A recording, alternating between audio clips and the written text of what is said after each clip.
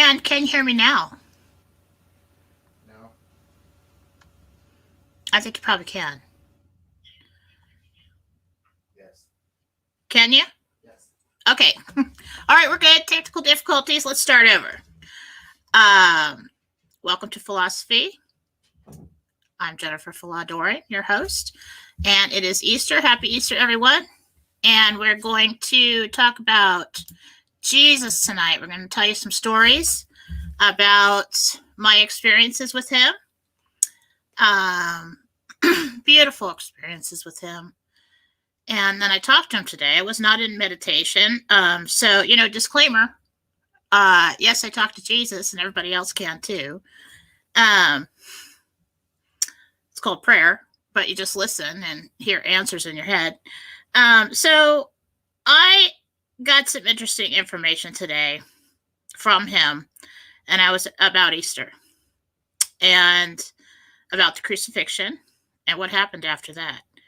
And it's not exactly what they teach in Catholic school. I'll tell you what.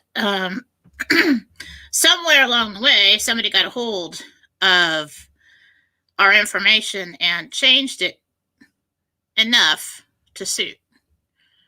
And now, I am not very versed in the Bible. I couldn't quote scripture to you. I don't know when different people died or if any of this matches up. So if it doesn't match up, then what do I know? Anyway, but here's what I'm just going to let you know what I got. That's what I'm going to do. And so busy day, talking to Jesus, making the meal, running around all day long. You work, it's like you work like 48 hours to prepare for an event. Everybody eats it 20 minutes and they're done. So kind of tired, but as I was getting ready for the show today, I was talking to Jesus and I asked him, did you really die on the cross? And he said, yes, I did die. I did die. And they put me in, it was more like a cave with big rock. And he said he did die up there. They took him down. They put him in the tomb. And he laid there for 3 days. During that time, we've been told that he ascended into hell and then ascended into heaven. He said he went straight to heaven. And if it never made sense to me.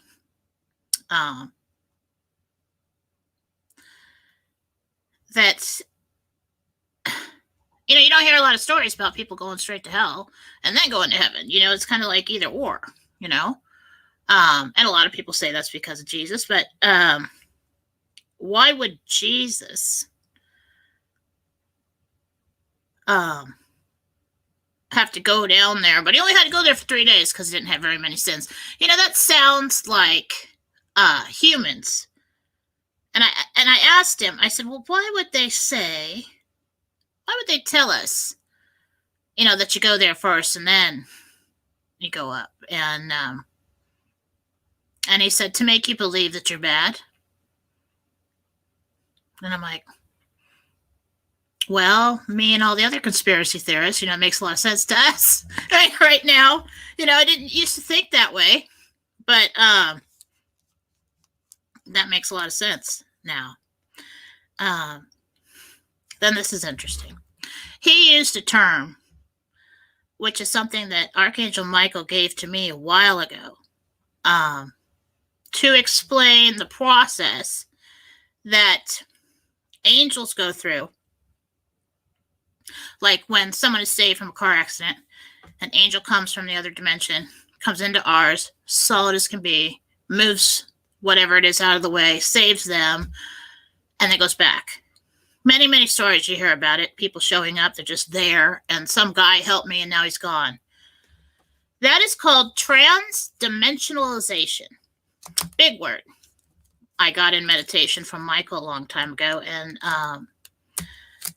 at the time, he was trying to tell me that it is possible for a solid object to move from one dimension to another, like a wedding ring on someone who passed away, or have something show up that belonged to somebody else. There's a lot of stories about that when someone passes away in this dimension.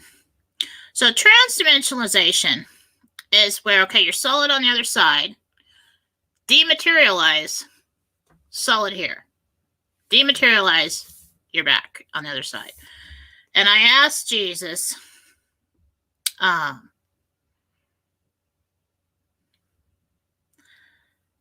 said, so if you died on the cross and went straight to heaven, then what happened? Because somehow you got back up. And he said, transdimensionalization. So what he said, grain of salt here, okay? A little nervous about telling everybody this. I'm just going to throw it out there. He said that he died, went home, came back, transdimensionalization, to his body, healed it, massive amount of healing there, went back, woke up in his body. So, real quick, like, came here solid, healed the body, his body, went back, and then the body wakes up, the soul comes back into the body. Now, I think there were reports of him being seen with the hole still in his hands, but healed. And that makes sense. Because if he had come and healed the body, there would have been some kind of mark. There would have been some kind of scar, or the hole's still there. So that's very interesting. So then there were people outside the tomb. Now, this is why I was hesitant to say anything, because I'm not real schooled in the Bible. I was raised Catholic, but, kind of half-assed Catholic, and wasn't a very good student. Just like kind of, oh, that's boring, kind of stuff, kids, teenagers, they don't really care. And so he left this tomb. He said Peter and Paul came and got him and took him away. Peter and Paul. And I'm like, I don't know if that's right. I don't know if I want to say that, because I don't know if, I don't even know their stories really very much at all. And I'm just like, what if I'm wrong? Blah, blah, blah. He kept saying it. He kept saying Peter and Paul came and got me and took me away. There were other people that went with him. Mary Magdalene went with him. And Mary did not. Mary did not go with him, because then he says, well, they'd be able to find me then. I do think she was informed that he was okay, but she was watched, very watched. So Peter and Paul come and get him. There are people outside the tomb. He said in the middle of the night, they take off. And I said, where did you go? Where did you go? And he says they traveled to Cannes, C-A-N-N-E-S, Cannes. So I don't know if that's the name of the place then or if it's the name of the place now, but I looked it up because I didn't know where that was. I'm like, isn't that kind of like... And so I looked it up. It's on the French Riviera. So they were in France. And now Mary Magdalene and a group of people went with them. And so that is where he stayed. He said he died when he was 34 years old. I'm not sure if that's correct. I didn't have a lot of time between Easter dinner and this show to look it up. But he said he died when he was about 34 years old. First, he said he lived to be 43, and then I asked again, he said 47. I really have to go with what I get first. and not question it, because when you start questioning things, that's when you get things wrong. So he lived for another 9 years in France. If anybody knows anything that would, somebody says I knew it. Well, so somebody knows something about that. I've never really looked into it. He did not have children. I asked that specifically. Did you have children? Because I had heard, mumblings about something about that before. And he said, no. I said, what about Mary Magdalene? I thought you guys were like, an item. And he said, no. Mary Magdalene was with him in Cannes. Yes. Yes, Mike. They went in a group. And then more gathered there later. They had what would be kind of like a village or a camp is what he called it.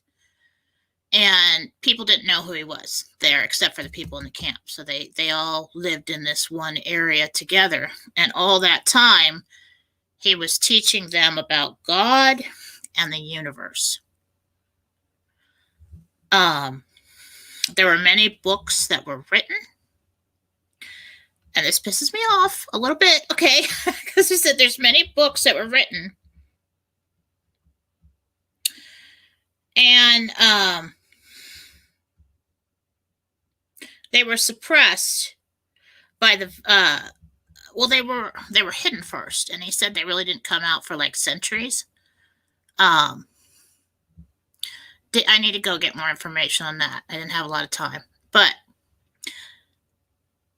they have been hidden all this time in the Vatican. Mary Magdalene and him, I said, well, why didn't you have children? And he said, well, I lived a life of celibacy. And I said, why? And he said, because they viewed him as the Lord.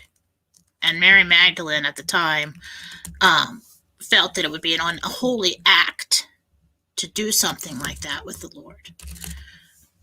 And so they fully understood who he was and all of that. And it was treated with a lot of respect. And so nobody wanted to do anything like that. They actually just all kind of lived together. And he taught them many, many things. I don't know if Peter and Paul were there. I think they came and got him. I don't know if they stayed with him. I didn't ask that, but he eventually died. All right, he said, what was it, 43? He said he had died of stomach issues. And I said, why? Why didn't you just heal yourself again? He said, I wanted to go home. It was time to go home. And so he was supposed to be there for a certain amount of time. And he let himself die. He was done. He had taught what he was going to teach. And somewhere, these writings exist and have been held back from us to keep that information from us. And so we've got his birth, information about his birth. And then, a little bit of time around his crucifixion. Nothing in between. And then he did rise from the dead. He did die on the cross. I asked about the Bible a long time ago when I first started these meditations, because I don't want to do anything that's not divine. I don't want to do anything against, loving God and Jesus, his angels. And I'm all about that. I'm not about blasphemy and all that crap. I'm about finding the truth. So I asked a long time ago, I said, well, what about the Bible? I don't remember exactly what I was asking at the time. I would think I was asking about good references for advancing spiritually and things like that. And he said, that is not, Jesus told me that is not I can't remember the word to use, but a good source. Not accurate source of information. I said, what? That's supposed to be the word. You follow the word. And he said, well, the word has been changed. I said, well, he says, but the truth is in there. We would not allow the core truth of what has remained to be altered completely. So, I have seen the Annunciation. I actually went there on accident. Well, Gabriel took me there. I went into meditation one time years and years ago. And I didn't have anything to talk about. It was just there. I said, I want to show you something. I said, okay. So he actually picked me up and flew me there, which in the beginning, that's how we would travel because I didn't really know how to do it. And so I just, I'm looking around, and it was real quick, but I looked down and, it's a long story, but I saw the scene. It was, it was pretty, it was like dirt. And then you had almost like sage scrub kind of bushes, olive tree looking kind of bushes. Not a lot of them up on this hill. Up on this hill, it flattened out. And you could see there was carts and things being pulled around and people water bottles on their head and stuff. And I looked off this way, and down in the valley is where it was green. And you could tell that's where they were getting their water. There was an apartment kind of very, it was an apartment looking kind of structure that looked like it was dirt or stone and part of the hill. It kind of went up like this.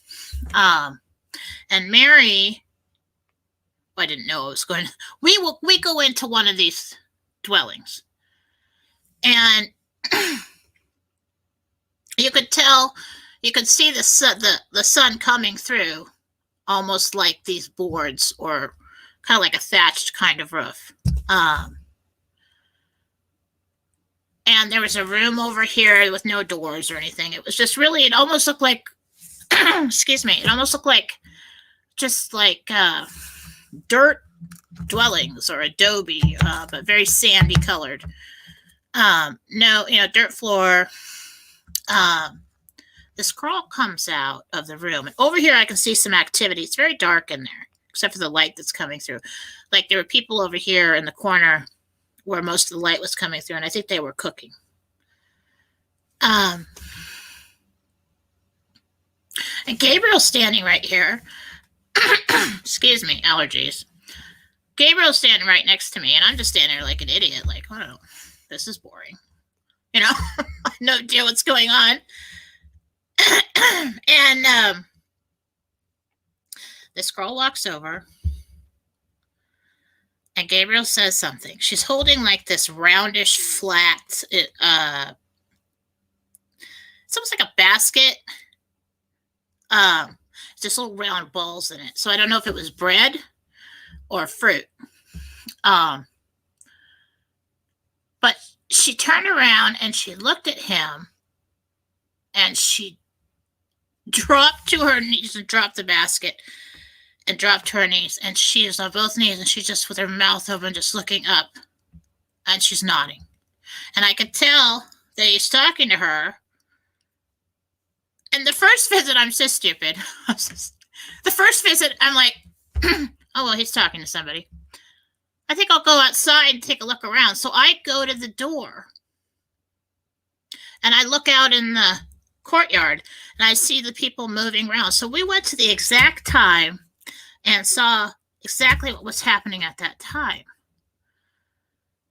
I'm standing at the door thinking, and you could see where this beam came through to hold the door up, but it was real rustic, and it kind of had almost adobe over it. And in the middle of the square, there was quite a bit of activity. And there's something blocking my view right here, and I don't know what that was. Um, so I turn around and I go back in, and the mother had come over, and she's like, "What are you doing? You've dropped the bread." So the mother didn't see Gabriel, but Mary did. So we're done. We leave. We go back to the 6th level of heaven where I started, and he doesn't say anything else. And I'm like, okay, so like 3 years later, for I don't know why, what triggered it, but all of a sudden, like, I'm serious, like 3 years later, I'm like, oh my God, I know what that was. And so I go back into meditation. I go, take me back. Take me back. And in this next visit, I don't know if there's information in, I don't know if I want to share, but I was looking at it from a different view. I was standing behind Mary this time. And oh my God, if I would have saw what she saw, I would have done the same damn thing. There's no way. I mean, because I looked at Gabriel, so it's dark in there, okay? I mean, it's almost like I looked at him, and the way he looked, you should have been afraid. But there's so much love coming out of him, you're not afraid. But that was kind of scary. I mean, first of all, he's like 7.5 feet tall. He's like He-Man big. And when he was looking down at her, his eyes were like glowing.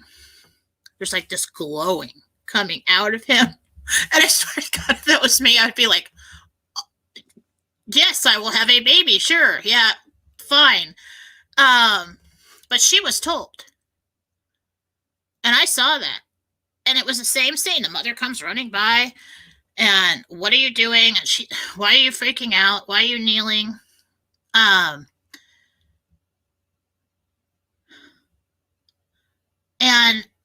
what's interesting? I don't know if I was seeing it through the eyes of the other angels. I'm going to tell you. I'm just going to tell you what I saw. When I saw it from the other direction, there was this big white woman angel, all white, standing next to him, and did the exact same thing that I did.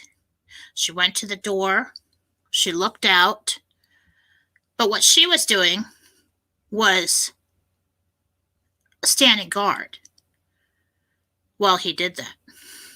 And so that's interesting. So this time I was viewing as me. And so I really don't know if the first time I was seeing what she experienced. But Mary was his mother, and she was visited by him, because 3 years later I clued into what he showed me. It wasn't like, hey, show me the Annunciation and I make it all up in my head. It was just like amazing. And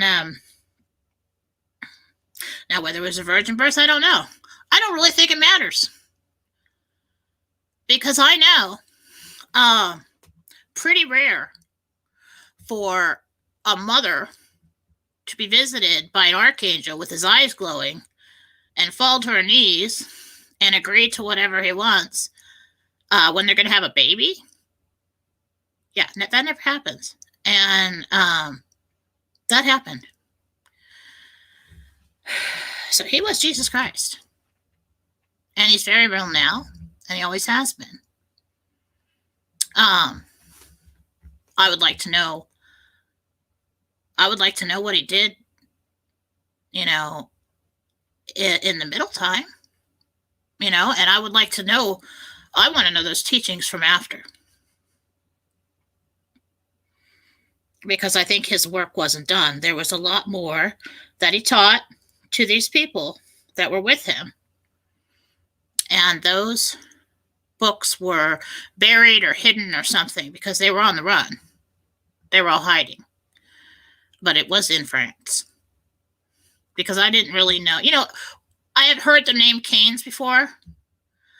That is not something that I would have said.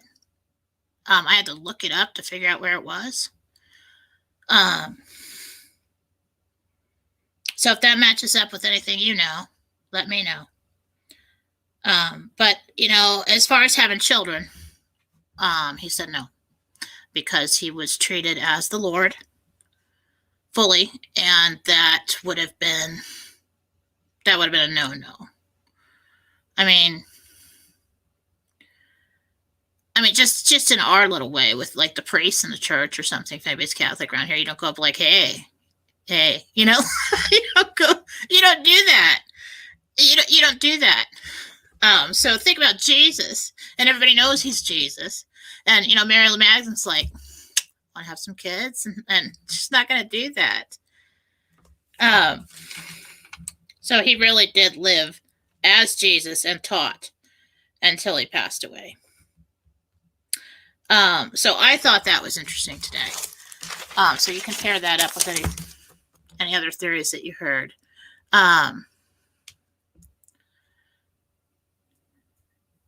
As far as I know, Dave Vera is asking, did he go back and meet up with his disciples, or did he leave right away? He's saying they left right away, dead of night. There was no time.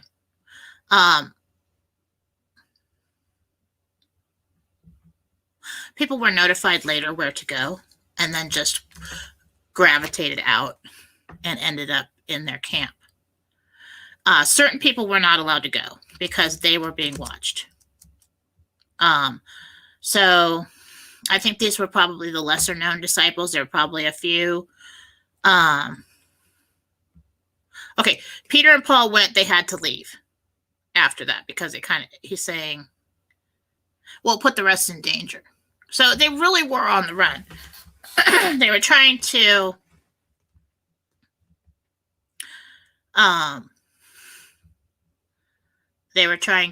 stay anonymous and just live.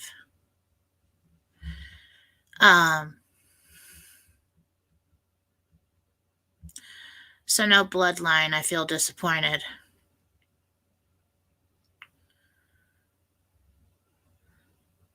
He's saying bloodlines make no difference. When you're all children of God.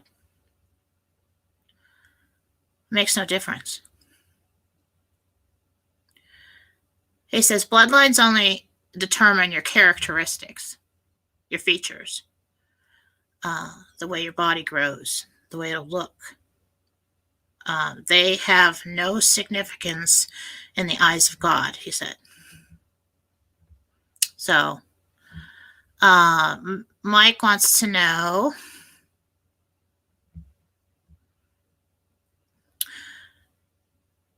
was 3 really darkness when he passed on the cross, an eclipse? Oh, was there really darkness? I don't know. Let me ask.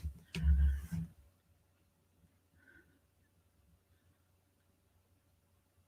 was a partial eclipse.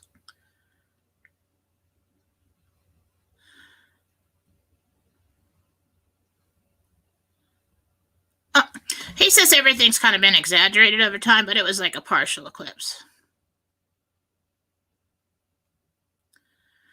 Let's see, did he, as a teenager? Oh, somebody's talking about his lost years as a teenager. I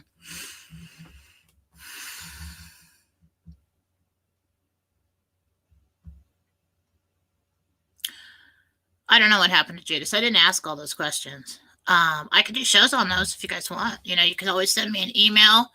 I'm a little frazzled today after all the Easter stuff, but you send me an email to jenniferfallaw.com and give me show ideas, and I can do meditation on it.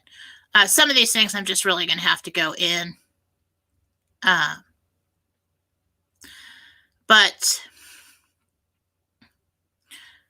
I want to now switch over to something that Jesus taught me years ago.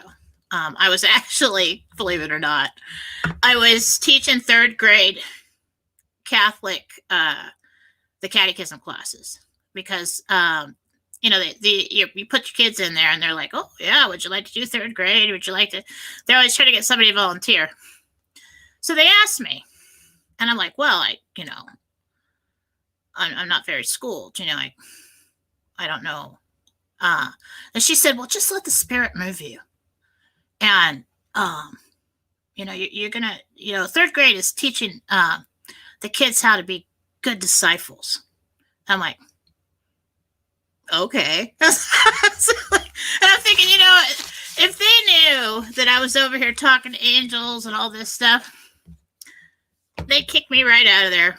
But I had the best time. We all had the best time.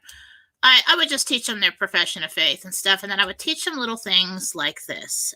We talked about, every year, Jesus taught me one time about forgiveness. This is something that I struggled with. It's like I would forgive people, but then I carried it. I just felt, and then I had, my husband's killed by a drunk driver, my first husband. That was a hard one. I'm not going to tell you I fully forgave that dude. I'm sorry. I'm probably not that good. Okay. Still working on that. But, everyday stuff. He explained it this way.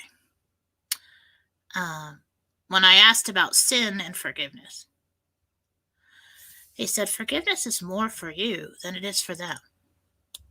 And he described a story about a person wearing a backpack on their back. And every time someone wronged them, and you could do this with we do it with pains and loss and things like that. Every time somebody wronged him, he would put another stone in the backpack. And over time, the backpack became very heavy. But he wasn't ready to let them go. He accumulated these stones, and made his path and journey heavy when the other person that he could have given forgiveness to was walking with a light step. So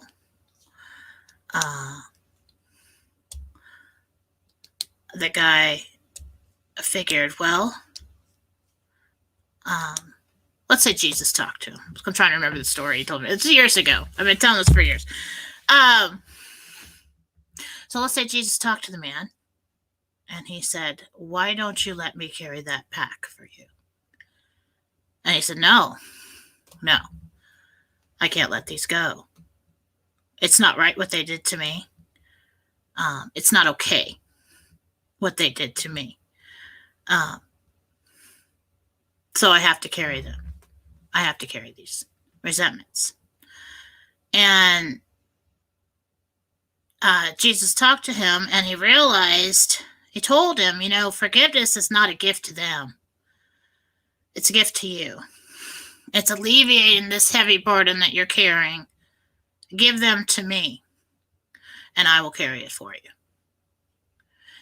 And so the man gave him one.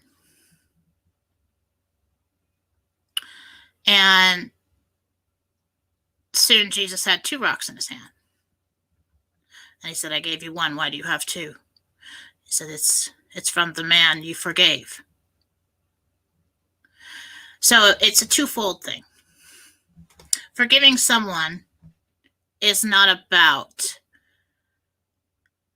telling them that it didn't matter, or that it didn't hurt, or that it was okay.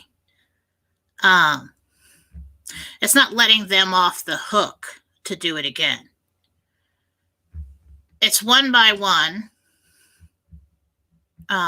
allowing yourself to let it go and to free yourself from this heavy pack that wears you down. Because sooner or later, a long way down that road, that pack may become too heavy. So if you're struggling with forgiving somebody, it really is for you. Deciding,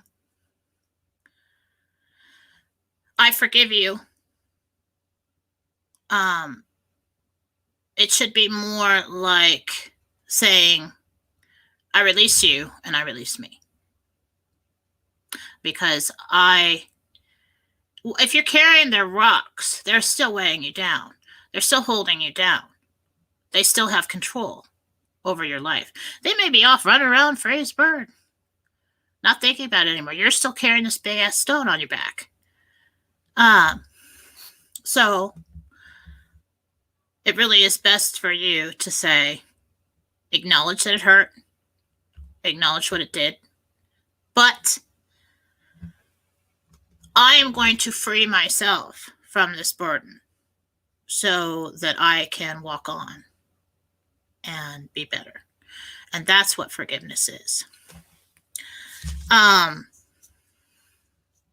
Most forgiveness is forgiving yourself, is releasing yourself from the pain and the worry and the sadness and the grief of that situation and moving forward.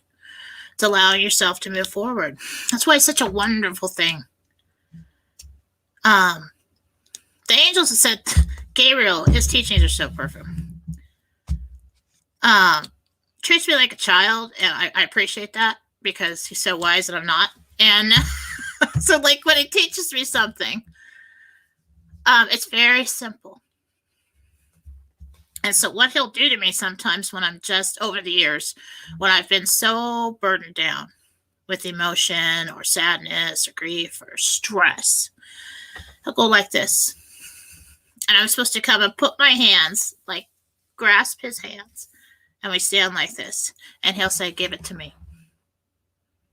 I'm like, no, I don't want you to feel stressed and bad and angry and all that stuff. He goes, no, give it to me and I'll get rid of it. And it's hard to give it to him because you have to release it. You have to say, I'm done with this. You have to say, that's it. I'm done obsessing. I'm done fighting in my mind. I'm done with it. And trust that everything will be okay. Yeah, you're going to do everything you're supposed to do anyway. But trust that everything will be okay. But it really does help when somebody stands there and says, give it to me. So that's what forgiveness is a lot of the times. When you ask God for forgiveness, you ask Jesus for, please forgive me for what I've done in the past. They already have. They were with you the whole time. And most of the time, your intentions were not to do anything wrong. And if they were, you've learned from it, you're regretful. They probably already have. And it's you that needs to forgive you. And some of them are hard. They don't deserve my forgiveness. They don't deserve to be free from this. They don't deserve anything like that. No. But as long as you're holding a grudge, you're still tied to them. They're still hurting you. So it's more about saying, you don't have any power over me anymore. I'm done. I'm releasing this. I forgive myself for even being a part of it. I forgive you. Now you have no power over me. I'm free. And I think a lot of Jesus' teachings were telling us those kinds of things. Like, turn the other cheek. That's a hard one. That is a hard one for me. And I never got that. Love your neighbors. I love your enemies. I never got that either.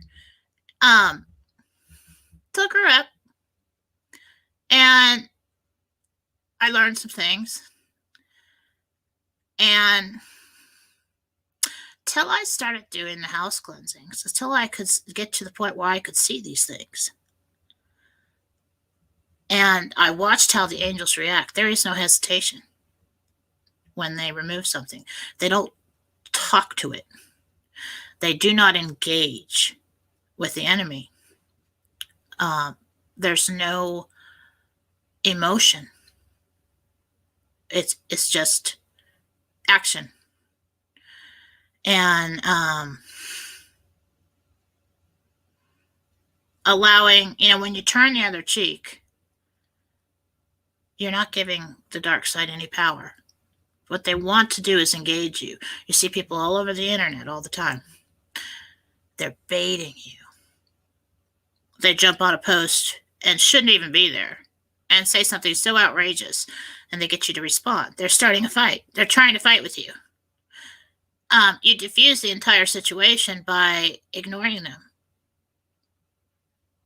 I used to think it was weak to love your enemies too, because it doesn't mean, oh, I love you, enemy, you're so great for her.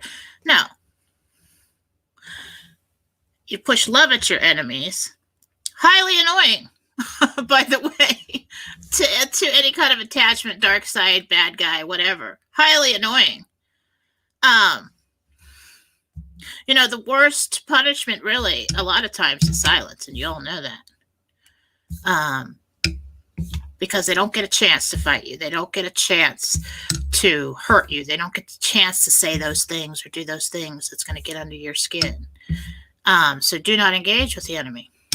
You turn the other cheek. Be above it.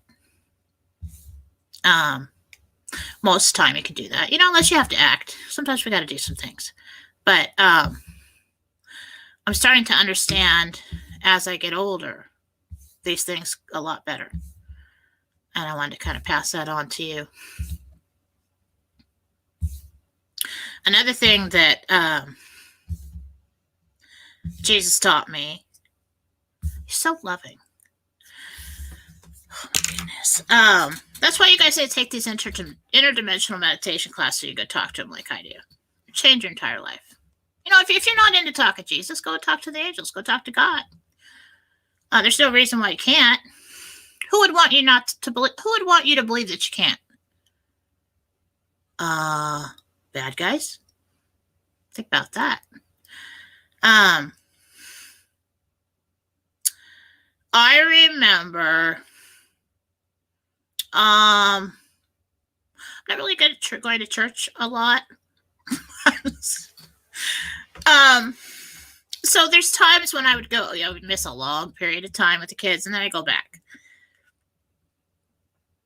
And I remember, you can't go up to communion if you haven't gone to confession, and that's the way I was raised. I don't know if that's even the rule anymore, but you have to go to confession if you miss church, and you can't go up and get receive communion. So, which doesn't make any sense. It totally sounds man-made. Totally sounds man-made. Anyway, but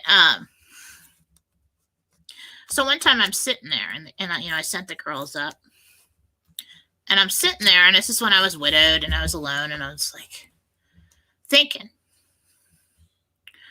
I'm like, and for some reason I just wanted to go up there. It was important to me, and so I'm talking to Jesus in my head. And I said, Jesus, I don't know. Is it bad if I go up there? I haven't been to church in a while. I mean, like months, like a long time. And he said, never refrain from coming to me. And if you think about it, you think about the stories of people coming from all around.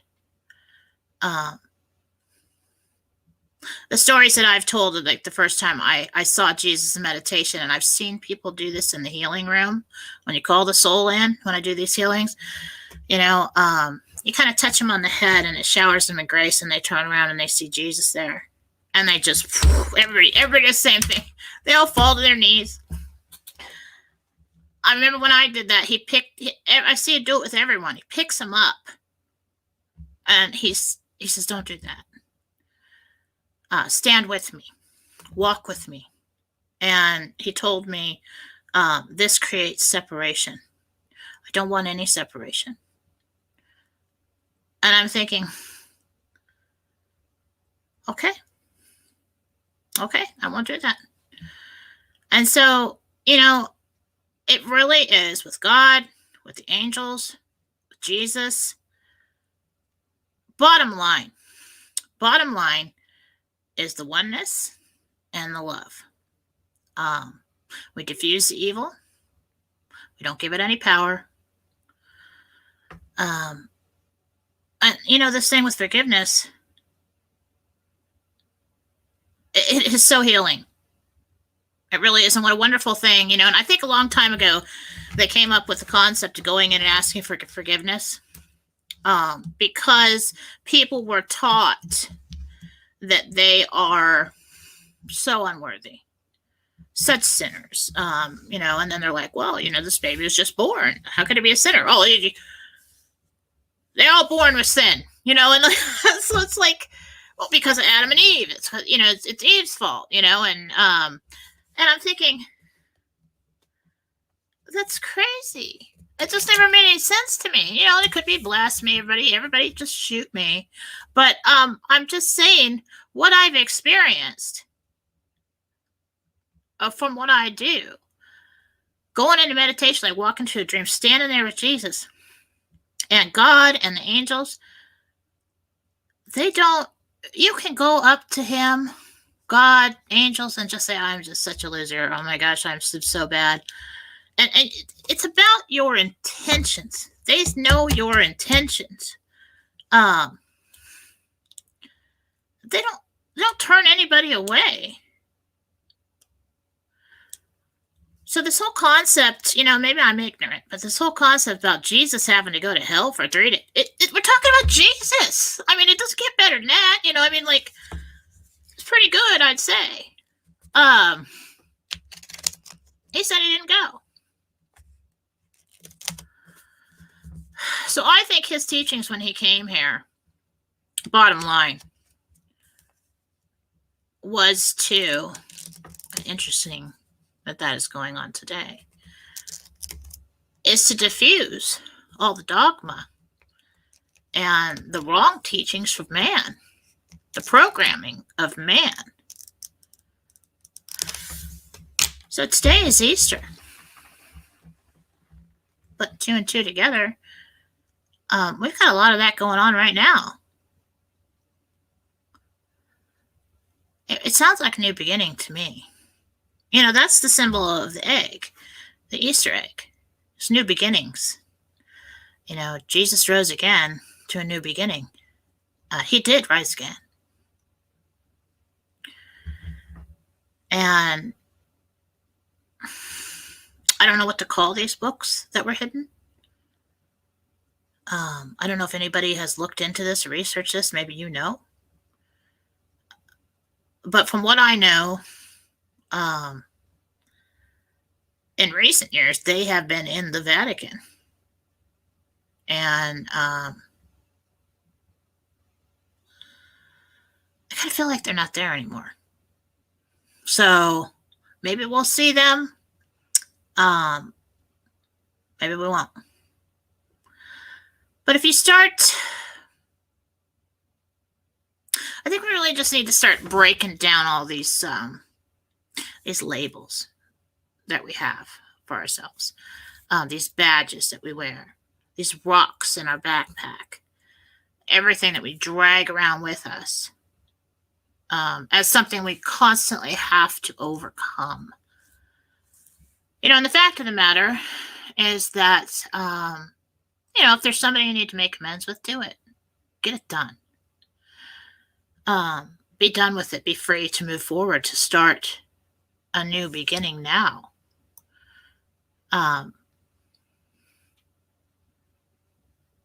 Because it's not worth it. Everybody talks about, okay, someday you go home and you're judged. Well, from what I've seen, I actually went to the viewing room in meditation. From what I've seen, you're the one who judges you. And you do it when you go home on the third level of heaven, actually. And just a side note, if anybody hasn't heard, it's a radio series.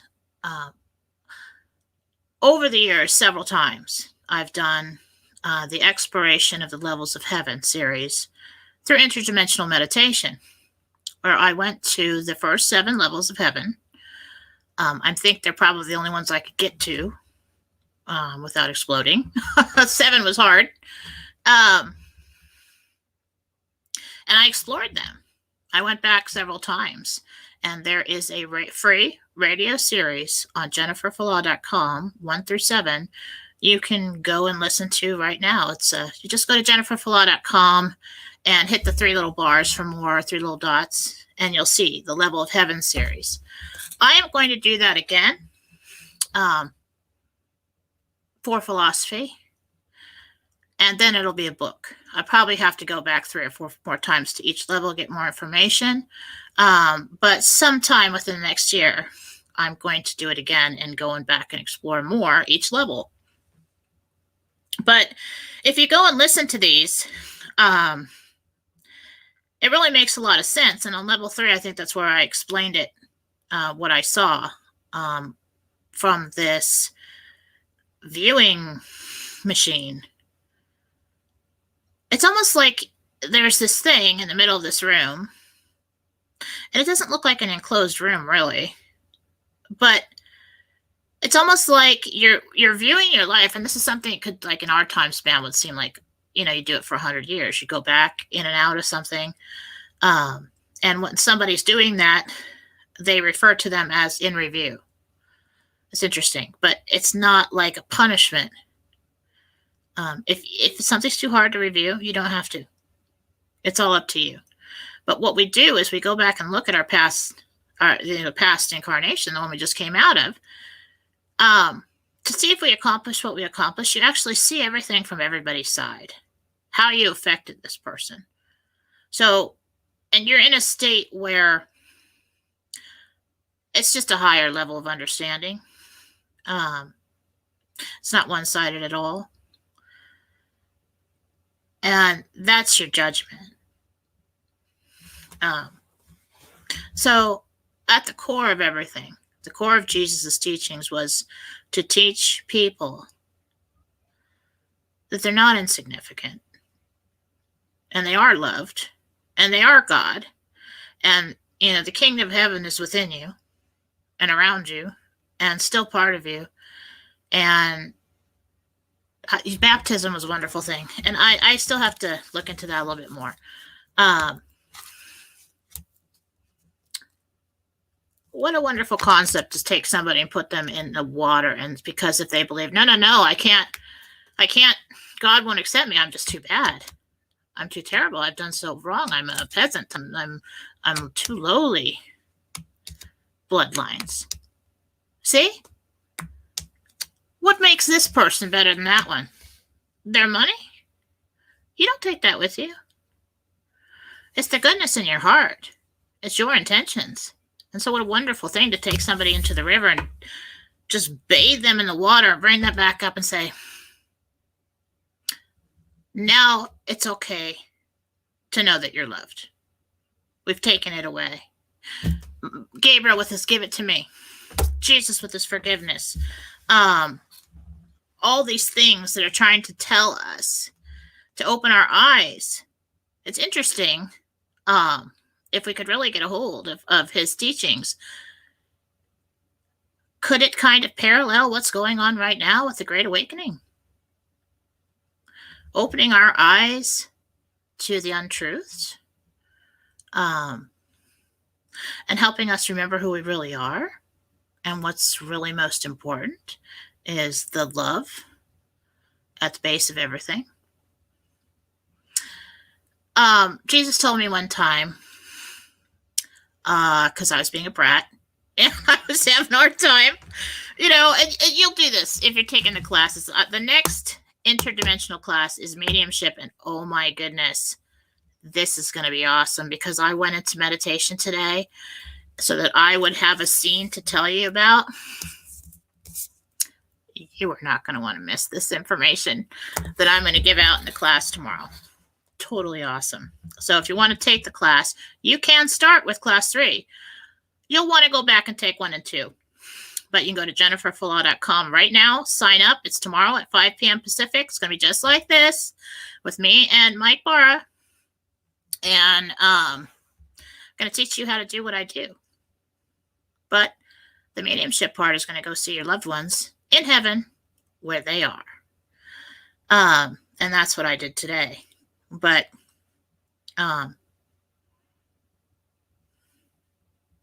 first and foremost, I forgot what I was going to say, but first and foremost, everything that I have experienced, so people ask me, how do you know they're not bad guys that you're talking to when you're doing this? How do you know that's not evil?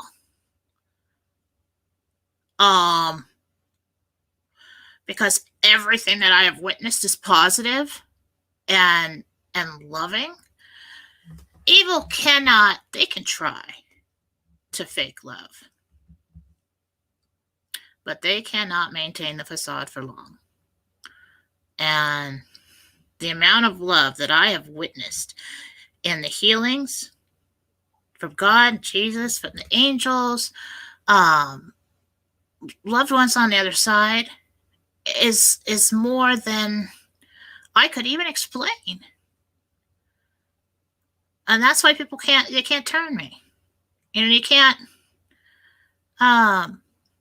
convince me that it's not real. And today, the experience I had today in meditation for the class tomorrow, I went to see my loved ones and I saw them all, and they all knew I was coming. And I hadn't even decided what I was going to do till a couple minutes before. It was written into my plan to do that on that day.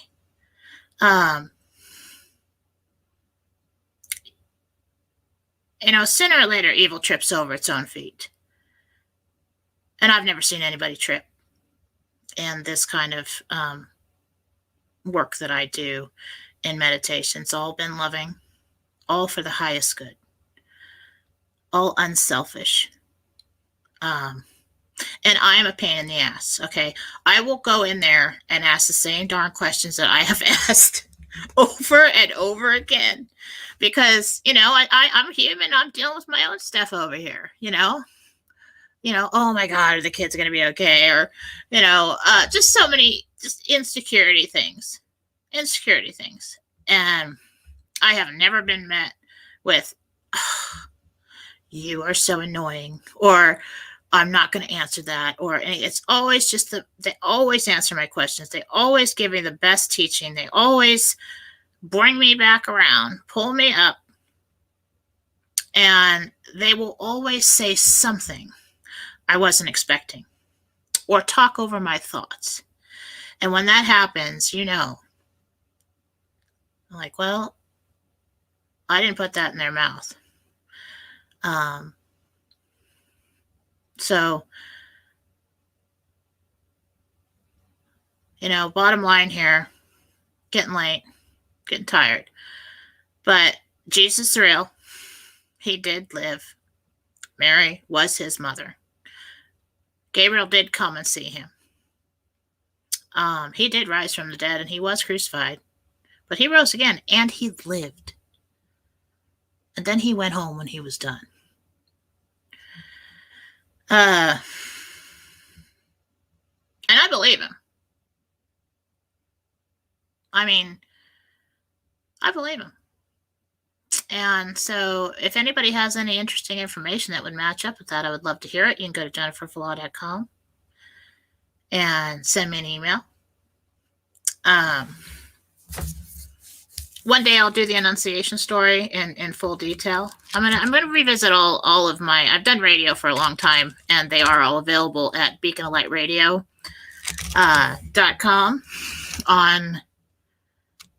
There's playlists, and I also on jenniferfallaw.com I have a playlist of all the radio shows I've done as well for Beacon Light Radio. But go and listen to the Levels of Heaven series. It's very interesting.